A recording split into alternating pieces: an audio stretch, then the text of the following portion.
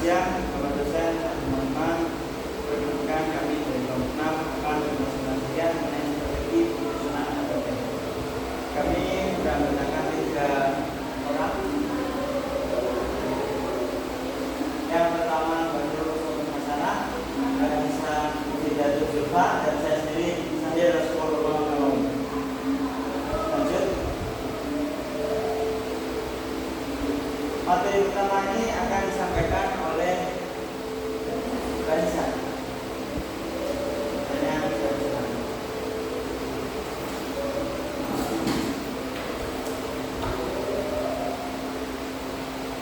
Materi yang pertama yaitu strategi penyusunan perencanaan pembelajaran agama Islam. Strategi penyusunan rencana pelaksanaan pembelajaran atau yang biasa disebut RPP yang efektif membutuhkan pemahaman prinsip dan langkah yang mendalam. Berdasarkan kurikulum 2013, RPP dirancang sebagai panduan yang memuat kompetensi dasar secara utuh, meliputi sikap spiritual, sosial, pengetahuan, dan keterampilan sehingga mendukung pembelajaran yang holistik. Penyusunan RPP yang baik memungkinkan pembelajaran berlangsung secara interaktif, inspiratif, menyenangkan, dan menantang. Selain itu, RPP yang disusun dengan baik juga akan mengembangkan kemampuan berpikir tingkat tinggi peserta didik. RPP ini tidak hanya disusun pada awal semester atau tahun ajaran, tetapi juga harus diperbaharui secara berkala sebelum setiap sesi pembelajaran. Menurut Permendikbud Nomor 65 Tahun 2013 tentang standar proses pendidikan dasar dan menengah, RPP didefinisikan sebagai rencana kegiatan pembelajaran tatap muka untuk satu pertemuan atau lebih.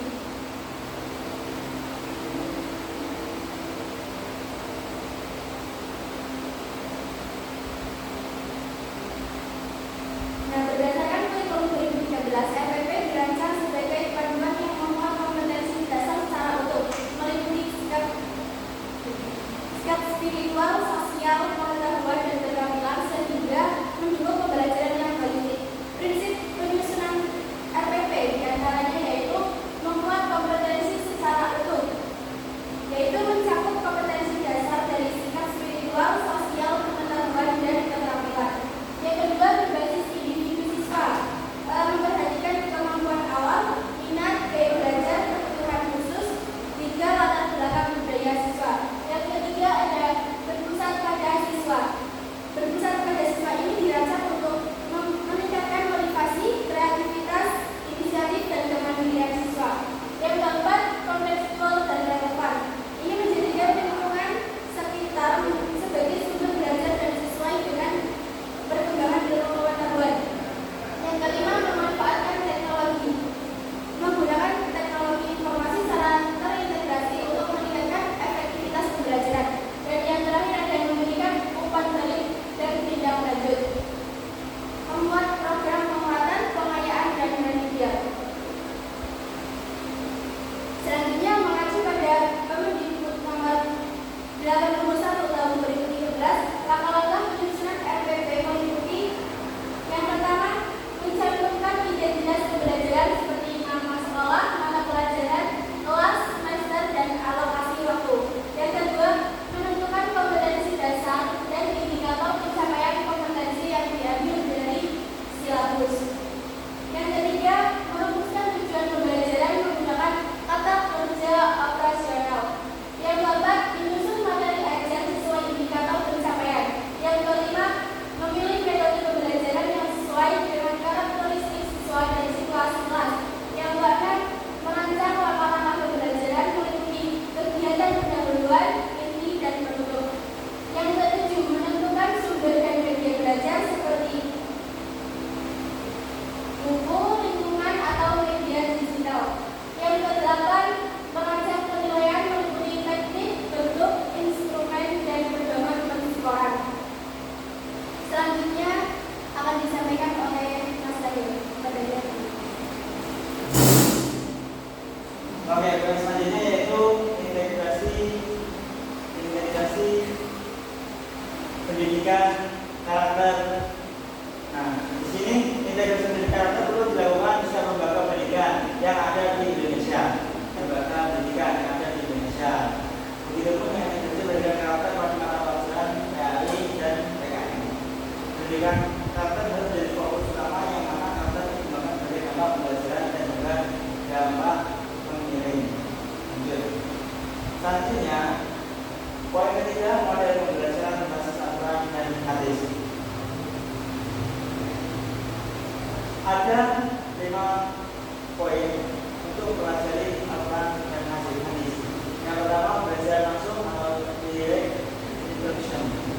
Pembelajaran langsung ini ada interaksi antara siswa dan guru. Sedangkan yang kedua, belajar tidak langsung direct instruction. Pembelajaran ini seperti dicontohkan antara guru menyampaikan siswa dan siswa tersebut tidak masuk, maka pembelajaran tersebut disebut tidak langsung, secara langsung. Selanjutnya pembelajaran interaktif. Lalu ada pembelajaran kolaboratif dan terakhir pembelajaran berbasis masalah atau PBL. Selanjutnya poin 4 akan dijelaskan oleh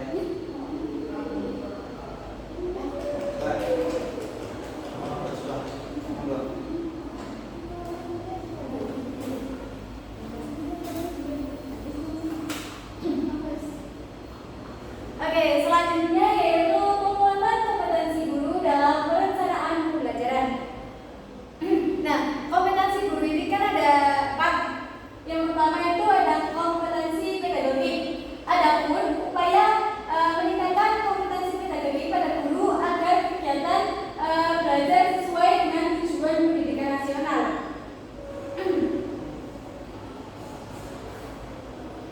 Yang pertama yaitu 1. Mengikuti lesson study dan kegiatan KKG seperti seminar dan workshop. Yang kedua, melakukan penelitian tindakan kelas. Yang ketiga, menguasai teori dan prinsip kerja dalam pembelajaran. Yang keempat, mengembangkan kurikulum dengan melibatkan peserta didik secara aktif.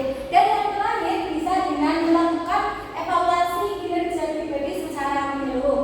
Kompetensi yang kedua yaitu ada kompetensi kepribadian. Nah, kompetensi kepribadian ini bisa ditingkatkan melalui beberapa strategi. Yang pertama ada pendekatan dan mentorship. Yang kedua ada diharapkan guru PAI dapat menjadi contoh dalam penerapan nilai-nilai Islam dalam kegiatan sehari-hari di sekolah. Nah, berarti guru PAI ini sebagai role modelnya, begitu ya. Dan yang ketiga, refleksi diri dan penguatan spiritual. Yang keempat ada pembinaan kegiatan keagamaan internal.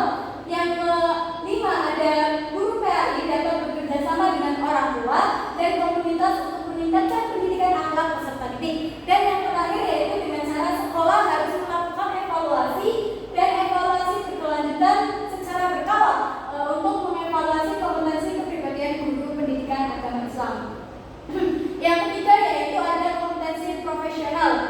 Peningkatan kompetensi profesional yakni kemampuan guru pendidikan agama Islam dalam menguasai materi pembelajaran PAI dan metodologi pembelajarannya. Selain itu, pengembangan profesionalisme guru pendidikan agama Islam dapat dilakukan melalui kegiatan ilmiah seperti seminar, workshop, pembinaan publikasi ilmiah, pembinaan penulisan buku atau bahan ajar, pembinaan pembuatan media pembelajaran berbasis teknologi, dan pembinaan membuat PTK.